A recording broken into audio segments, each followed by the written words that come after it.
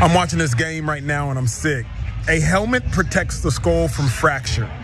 It does not protect the brain from injury. My heart rate is literally heightened because I watched Tua display concussion-like symptoms last week and they let him back into the game.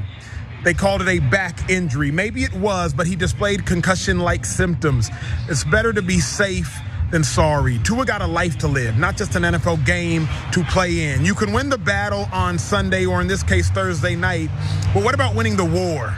What about winning the war of living a life as a husband, which Tua now is, of a father, hopefully he will be. I'm not sure of that status, but what about winning the war? When are we actually going to care in the NFL about player safety? The entire world watched as Tua went back into the game last week, and now the entire world watched as Tua got carted off of the field, not able to move his fingers this week.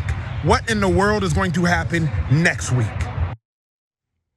Question many people are asking. There you have Emmanuel Acho, former NFL linebacker, disgusted along with many other NFL fans as they watched Dolphins quarterback Tua Tagovailoa suffer a second head injury, apparently the second one within 4 to 5 days of each other. He was carted off the field on Thursday night as they were playing on a nationally televised game. I actually was on Prime though. But anyway, the first hit happened on Sunday, 4 days before Thursday night when he played against the Bills. His head slammed off the ground, he bounced up. After a couple moments, stumbled back into his huddle. They took him off the field, and apparently they changed it from a head injury, what they assessed it as, to a back injury. Reasons why he stumbled and grabbed his head and shook it a little bit, because that's the back. Anyways, after that second hit on Thursday, Dolphins head coach Mike McDaniel had some serious explaining to do because people already weren't happy with that first hit, and he was allowed to finish that game. Here's the head coach talking about what happened. I'm in steady communication with this guy day in, day out. And we're talking about, high level football conversations about progressions and defenses and recalling stuff from 2 weeks previous. And then him having to reiterate a 15-word play call. All things, absolutely no signs and nothing. There was no medical indication, from all resources that there's anything regarding the head. So if there would have been, of course, if there would have been anything lingering with his head, I wouldn't have been able to live with myself if I prematurely put someone out there and put them in harm's way. I wouldn't have put them out there if there was any inclination given to me whatsoever that he was endangering himself from that previous game. You guys hear that wording? He seems a little bit nervous, but you hear that wording at the end, that he was endangering himself, as if he's on the island by himself and no one else is a part of this entire process or decision making. Here's a few of those images that reasons why he might sound a little bit nervous there. This is the moment that Acho was talking about at the beginning when Tua's fingers were in very awkward positions, which is actually, there's an explanation behind that for many people who didn't know. NBC Sports notes that this may have been what's known as fencing response, which is a neurological response to head trauma. I think that's pretty obvious. We've seen that maybe from some boxers, people in combat sports like that. Here's a couple more images, the reasons why the NFL is probably concerned about how this whole thing looks. He got carted off the field there, and the entire team surrounded him as, I believe they said he was on the turf for over 10 minutes, lying there, hoping to get him up and safe. They said that he did have movement ends and extremities though, so that's at least helpful there. Now again, Cenk, we always know this. The reason why this is a big story and the reason why NFL needs to care about this is they've been having to deal with head injuries and the repercussions of those and the way many players' lives are later on after they retire, many of which kill themselves. Junior Seau was one. But many times going through pain, mood swings, problems at home with their families, they're just not really all there. And this could be another one of those instances, but we don't see it until later. There was one more tweet here from Michael Schwartz. He's a former Kansas City Chiefs offensive tackle and also a member of the Players Association before this. And he's talking about the double standard between the care that level of care they took towards Tua versus the concern they had around Deshaun Watson, who was caught up in a sexual assault case. About 20, maybe over 20 women accusing this. Here's what Michael Schwartz had to say. He said, we'll fight like hell to keep quarterbacks who sexually assault women from getting suspended for too long. But when one of the good guys has concussive symptoms, returns to the game, doesn't enter concussion protocol, and is allowed to play 4 days later. Our investigation is ongoing, he puts in quotes, which is what's going on here with Tua, because there is a process, an NFL's process for this whole thing with concussion protocol. It takes days. So before they even got a chance to fully conclude if things were done right on Sunday, Thursday already happened, and that happened yet again. Yeah, so there's two different really interesting parts of the story. One is Tua and the NFL and head injuries. And the second is kind of a revolt that's beginning in sports overall, where the players just can't be contained anymore. The leagues, and David Stern was famous for this in the NBA, have very strict rules about what the players can and can't say. Okay, because they're trying to monetize the game. Hey, don't say that about China. We're trying to get the game into China. Don't say this. Don't say that. Don't mar the game because that costs all of us money, right?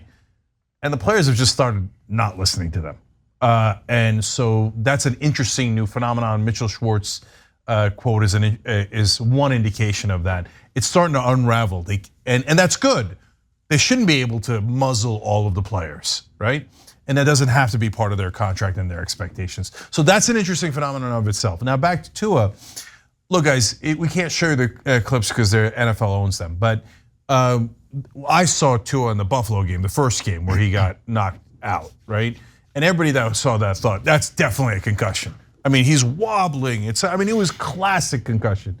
And we're like, oh, Tua's and for the non-football fans, Miami's been doing great this year, and Tua was doing great. And the Bills are the best team in the NFL, and it was like such a close game, and the Dolphins cared so much about it. But Tua, we know from behind the scenes reporting, intensely cared about winning that game. He wanted that game more than anything. So, but that's why I was like, oh, that sucks. He's out of the game, and I hope he's okay. When he came back in, we're like, what? Yeah. No, he can't come back in. And it reminded me, JR, of RG3. Right, so RG3 was a quarterback for Washington a long time ago. Well, now kind of a long time ago. Feels like it, doesn't it? Yeah, and he had gotten hurt in a game, not in a concussion, but it was obvious that he shouldn't be in the game. Like if he's in the game, he's going to get hurt worse, and that's what happened. And it pretty much ended his career, right? And so one of the questions is, are they all lying? And by the way, Tua says he was not concussed in the first game. Now in the second game, he's clearly concussed, clearly. They're still talking about the back. Guys, look, he might have a different back issue, but you don't see that finger stuff if it's not the head. Like just stop, like you gotta stop BSing people because you have less and less credibility. But how many people are lying? Are they all lying? Is none of it true? Is some of it true? And then the last question that we now have to discuss is, should he retire? Like he's so young and he's so talented. And it's only his third season, and he's doing great.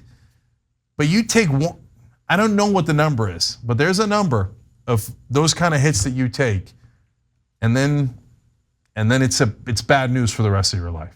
So, Lance, what do you think?